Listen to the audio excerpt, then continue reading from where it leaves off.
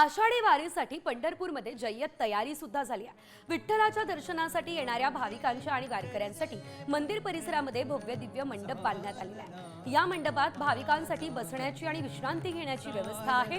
दर्शन रांगेतील भाविकांना मंदिर प्रशासनाकडून मोफत चहा आणि नाश्ताही दिला जाईल। आषाढी वारीसाठी देशभरातून भाविक पंढरपूरमध्ये दाखल होत असतात।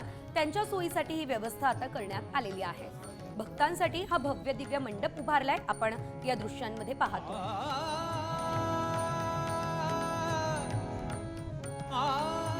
पदस्पर्श दर्शन रांगेकरता 450 बाय 100 अशा मोठ्या आकाराचा एक मंडप उभारण्यात आला असून त्यामधील वारकऱ्यांची पदस्पर्शी भाविकांची संख्या 25,000 आहे। तसेच इतर सर्व मंडपामध्ये मिळून 35,000 भाविकांना दर्शन रांगेत उभारता येणार आहे। त्या रांगेमध्ये त्यांना बसण्याची सुद्धा सुविधा केली आहे। यावर्षी पावसाळा जास्त असल्याने ऊन वारा पाऊस यापासून पूर्णपणे संरक्षण होण्यासाठी सदरचा मंडप हा वॉटरप्रूफ करण्यात आलेला आहे।